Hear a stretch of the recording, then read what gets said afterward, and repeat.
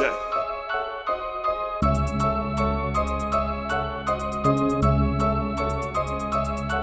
We'd like to welcome you on to the Straightright podcast, guys. We're going to formally welcome you to this podcast. I know we talked about it, what was that, back in January?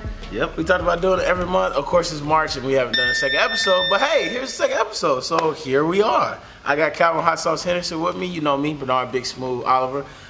The coolest thing about doing this podcast, it's a really, really cool way to like let people know what's going on with us and what's going on with the gym, and then also give you like a really cool, like, I don't even know how to say that, a really cool, what's the word I'm looking for?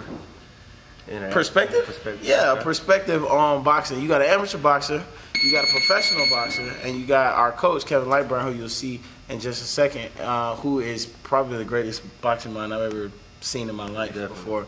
So you got really cool, three really cool perspectives who are in the sport that I really don't feel like is being done. And then you got, you know, a bunch of crazy other talents that we have. Of course, me being a journalist, you know, Calvin being a musician, both of us being leaders. And a comedian. And a comedian. And then you got Kevin, who's, you know, mentored us and done all kind of crazy things. So we got a lot of stuff planned for y'all coming in the future. But just wanted to definitely formally introduce you to Boxing for Life, the Straightright Boxing and Fitness podcast. So one cool thing that you guys probably heard that was different from the first episode was that we have a theme song now. Shit. And that theme song is homegrown. Shout out to my boy TJ. We call him T-Dot. T.J-A-Y. Go look up his music. He's dope. He's from Little Rock, Arkansas, so that's really, really cool to keep things local. But that theme song is hard, man. When I heard it, I was really excited about it, and it really kind of, I told him kind of what we were looking for, and it came out the way it did. And at first, I was kind of like, and then I was like, man, this is dope. So it's pretty cool. Shout out to TJ for doing that for us.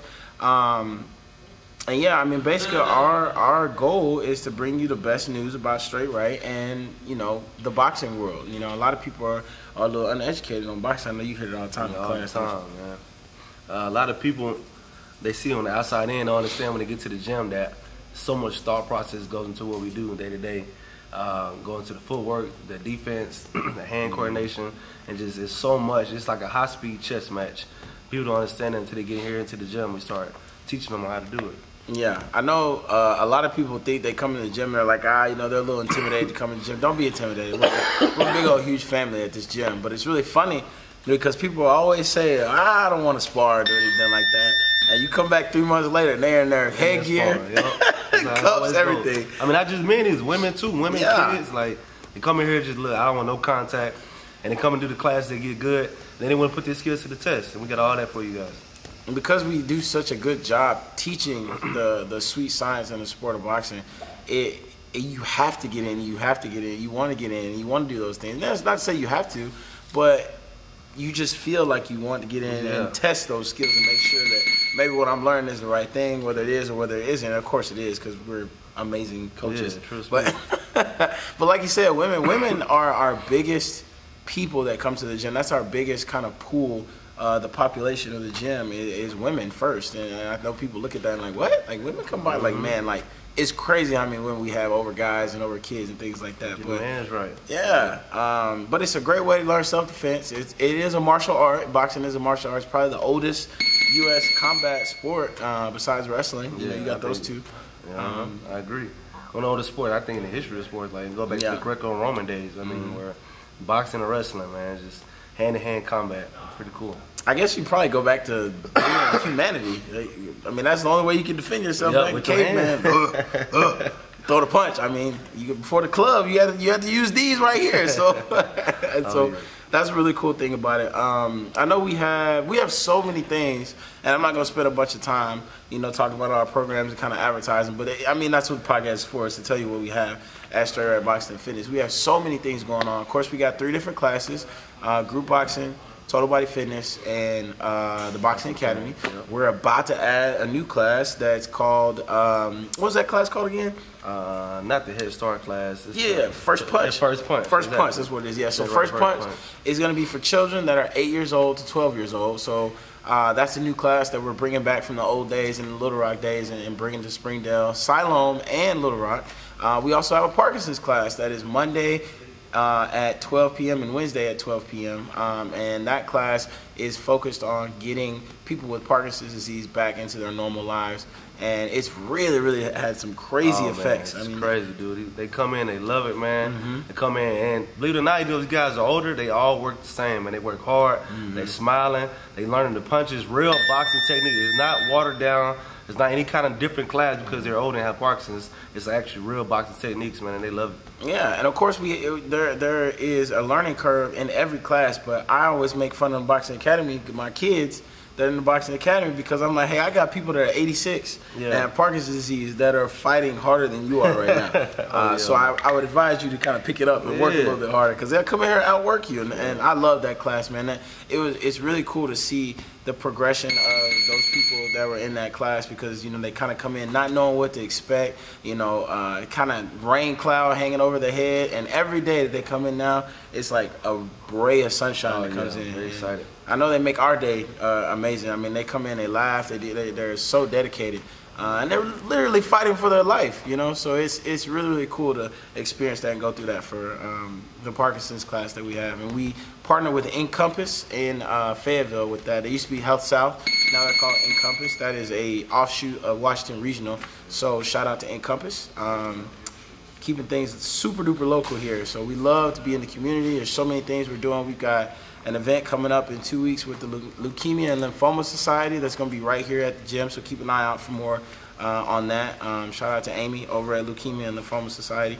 But let's switch gears a little bit, and we had a fan question. So we kind of polled the gym and asked them, you know, what would you guys like to hear about on the Straightright podcast? What would you like us to talk about? And by far the biggest thing was, who are the coach's favorite boxers and why? Nice. So Calvin, I'll definitely let you start. Who are your favorite top boxers and why do you like them? Well, if I had to say my favorite fighter and the guy I would rank as the all-time greatest, young cat say the GOAT, I would say Sugar Ray Robinson, man. This guy, not only fighting different weight classes, but this guy was fighting so far ahead of his time. The stuff that he was doing in the ring is still stuff that we do to this day. You know what I mean? Like this. To this day. To this day. To this day. You know what I mean? I mean, the combination of the punches he's throwing, the power. Not only was he just shoe shining, but he was actually knocking cats out, man. You know what I'm saying? Doing the era to the era he grew up in the 60s and 70s, man, is a really big deal. And I think he really transformed boxing from that point on. I mean, from the speed back to jumping rope. I mean, he was just innovative in so many things we do today in boxing. I mean, Sugar Ray Robinson is actually, Calvin turned me on to how amazing Sugar Ray Robinson was, because you hear the name and you know Sugar Ray Robinson. You hear a lot of people I think now know Sugar Ray Leonard more than Sugar Ray Robinson, but Sugar Ray Robinson is definitely gotta be heralded as the GOAT in boxing. I mean, this guy went in so many different weight classes and just dominated. It didn't matter where they were from. Don't matter. He was there, and he was gonna knock you out. He was gonna embarrass you. He was a pretty boy outside the ring, man. He had the cars. He had the pink Cadillac, man. Pink Cadillac. We actually have that poster in the gym. Man, he had over 120 professional boxing matches, man. Crazy, man. Yeah, I can't quote them in knockouts, but almost all of them was knockouts, too. Yeah. This guy was, man, do your homework. If you don't know who Sugar Ray Robinson is, don't just take our word for it. Go back and do your research on him. Don't just look at his box record. Look at actually him fight and think and put yourself in the era of when he was fighting and what was going on. Think about the people that was coaching around that time. Like, they wasn't teaching him that stuff. That was all just God-given natural ability. He was making that work for him. Check him out. Definitely, there's plenty of video out there of Sugar Ray Robinson. It's not like it's back in the, you know, the time before we had video cameras. There's not plenty, but there's a lot of footage out there of Sugar Ray Robinson. You can research. So definitely go look him up. You want something to do, go search YouTube, go search Sugar Ray Robinson. Anybody else you want to mention, Calvin? I'll go ahead, B. Well, my favorite, I got two, but I'm gonna go with Evander, and I know Calvin likes Evander a lot too. Oh, yeah. Evander Holyfield, I actually met him like 3 times last year at these amateur tournaments I've been going to. I've never really been starstruck before, except for when I met Nolan Richardson. I was a little starstruck when I got to interview him. But Evander, I was at the tournament and I had to fight, so I didn't want to be like, hey, can I get your autograph? Because I have to get in the ring like right after I talk to this man. So I just, kind of sat behind him, said hi or whatever. No, Kevin's a really big fan of Evander too. Oh, yeah. Evander Holyfield is so amazing to me because he was a heavyweight, and this man never stopped moving. I mean, his hands, he was always looking for a way to attack you. It didn't matter if you pushed him. As he was falling, you were getting hit. Oh, it didn't matter if you were running away. As you were running away, you were getting hit. He's always busy. And I think that I take a lot of what he does and I try to use it in my amateur career. Amateur boxing and pro boxing are completely different, but there are things that I can take from him and kind of use in my amateur boxing career. So I mean, I love watching Evander. His footwork, his tenacity, his never quit, his just everything that goes on with him, his toughness. Everything that goes, his technique was flawless. Really, really good. A lot of people know him from fighting Mike Tyson, but so many fights that he had besides Mike Tyson, man. Just to watch him, Dwight Muhammad Cowie and his battles with Riddick Bowe, which I love Riddick Bowe too. Riddick Bowe is another. His amateur and his professional career are really cool to watch. Riddick Bowe and Evander Holyfield. So if there's some things you guys want to go look up, make sure you go look up Sugar Ray Robinson, Evander, and I also say Riddick Bowe. What's cool I like about Evander is that he always stayed in shape, man. He kind of like me, like he loves working out. I mean, it can be a Tabo class, a jazzercise class. You can see Evander Holyfield always working out, always kept his body in tip-top shape. And two, he wasn't a natural heavyweight. He was a natural cruiserweight that they sculpted into a heavyweight. I mean, they had to put muscle on and make him eat to get up to the bigger weight class of heavyweight to be able to weigh in as a heavyweight. And so to do that, to get more shine and eventually fight Mike Tyson, man, dude, it's cold, man. Evander Holyfield, baby. And you'll definitely be able to see that if you look at the first fight with Riddick Bowe and look at the second fight with Riddick Bowe. There's a dramatic weight gain there. Oh yeah. And both fights were amazing, and the third fight was great too. So yeah, definitely check out Evander Holyfield. Anybody else you want to throw out there, Cal? Nah, not this time. We'll save it for next fight. Save it for next time. Yeah. Okay. So next, let's talk about the biggest fight probably on the year so far after Triple G Canelo 2. Errol Spence and Mikey Garcia. You'll really get to hear, of course, we'll have Ronnie Johnson on, who's a United States Army veteran, also was on the All-Army team, number 5 in the world at one point when he was a professional. Really, really a stellar amateur career and professional career. And then you'll also hear from Coach Kevin, who's also number 2 in the nation at one point as an amateur. He won Kansas City Golden Gloves, Iowa State Golden Gloves, was runner-up at the National PAL. Got a silver medal there. Illustrious amateur career, and of course he's coached all these champions and us, and all these people he's coached. Everybody in Arkansas who's been successful, professional, amateur, really he's touched in some kind of way. No homo. But yeah, he has had a hand in so many championship careers. You're gonna hear from both of them what they think about Mikey Garcia and what they think about Errol Spence and who they think is gonna win. Kevin, who do you think is gonna win this fight and why? So first off, I'm from Fort Worth, Texas, man. So I gotta ride with the hometown cat, Errol Spence Jr., man. EJ, man. I'm gonna tell you why though. EJ is skillful. He's strong and big, of course, and all that good stuff. He punches hard, but he also has skills. And sometimes, as a fighter, you need somebody else to bring those skills out of you, man. If you just go in there and start shooting your best weapons, your best guns, just because you got a bazooka in your back pocket, you ain't gonna put a bazooka out to kill an ant, right? That don't make any sense. So sometimes it takes somebody who bigger and badder and stronger to bring out your best weapon. And so I think Mikey Garcia might be that guy. He has the resume to be that guy. I mean, I understand why Mikey Garcia is so confident, because he's 39-0, 4-time world champion. You know what I mean? So he's supposed to be confident. But I think that EJ is gonna beat him, man. I'm picking EJ to win this fight, not only because he's stronger and bigger, because he's also skillful. But Mikey Garcia going up the weight class is not really a big deal until Mikey Garcia throws a punch, hits EJ, and nothing happens. Then what you gonna do, Mikey? You know what I mean? You smell your best shot over and over again. They don't move, and then you get cracked. It's a whole different game, man. Yeah, I mean, I have personally seen that happen in my fights, and I know I've seen it happen in your fights too, especially when you won in Philly. Yes, sir. Hey, what are they calling you, Cheetah? They call me the Cheetah, man. Oh, that Cheetah had hands. That Cheetah had power. A cheetah compared to a gorilla, that's what they were saying. When you get hit by somebody's best punch, and you're looking at them like, Now what? And then the look on their face is like, oh my God, that was my best punch. I don't, now what? What am I gonna do now? Now what you gonna do now? That's a super interesting point. I never even really thought about that. I'm excited about this fight because first, it's two guys that are really, I think they're really humble.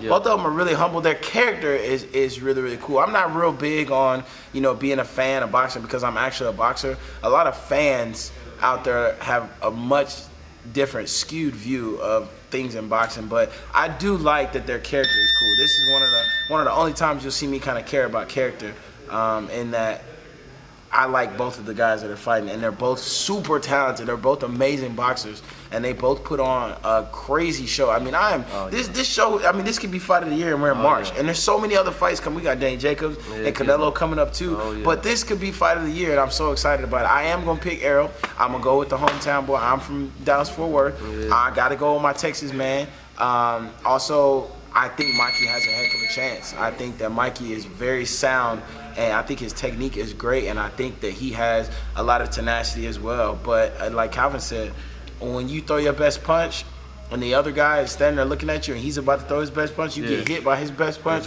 how do you respond? Whoever can, and you're probably going to hear Kevin talk about this later because we kind of talked about it off camera, whoever can impose their will most often in the fight is the one that's going to win. And I think it's EJ. I think Mikey Garcia is going back. The fight I would watch is when Errol Spence fought, for the world title. His name went blank with me, man. Not Brooke, huh? Yeah, Brooke. Yeah, Kell Brook. When he fought Kell Brook overseas across the pond for the title, you can see that Kell Brook was getting his combinations off and then resetting Errol Spence. Errol Spence, he's a power puncher, so he likes to sit down with you in his stance. So if you keep him where he can't sit down and get the power, then I can see you give him troubles. But for Mikey to do that, he has to fight a perfect fight. He has to punch. He has to keep moving. But then we also, when he get caught, not if, when he gets caught, what he's going to do then? That's going to be deciding the factor who can oppose it with, like Kevin said, mentioned off camera, is that Mikey going to have to keep his punches moving and keep resetting Errol. And then also when he get hit, can he stick to the game plan and not abort and try to brawl with him? If you do that, it's going to be a short night. Most definitely, most definitely. Man, so super excited. The undercard, I just saw Benavidez and Jalen Love get into it at the press conference. So I think the undercard is going to be hyped too. Just make sure you guys check out that pay-per-view this weekend. Well, that's pretty much all we got for right now. Stick around. You're going to hear from Kevin. You're going to hear from Ronnie Johnson. And then we'll... I don't know why I did that. Because you're Calvin. That's what we do. So. Yeah, but guys, I'm super excited to do this podcast. I'm glad you have an amateur boxer, a championship amateur boxer, a championship amateur, now pro championship boxer, and you have a championship coach, amateur boxer, greatest Jedi mind trick guy I've ever seen in my life. He's 14 moves ahead of you, and Kevin Lightburn too. So you guys are gonna get a ton of information from us. If you ever want to hear anything, hit the comments down below. You can email me. You can hit us up on Facebook. Hit me up on Instagram. We're gonna post this everywhere. So wherever we post it, make sure you get your questions out there. What do you want to know? What do you want to know about boxing? What do you know about Straightright? What do you know about us? All that kind of stuff. Not gonna get too personal because I don't like that. But you can ask. Ain't nothing wrong with asking, guys. I'll let y'all. Step into the ring and put in work. Aiming for it all since my birth. Blessings start to fall, take it to church. I'm in it for the win, I ain't worried about the perks. Know my worth, so I break up through the ceiling till I make $1 million. Straight up tunnel vision, Elon Musk, my mind a mile.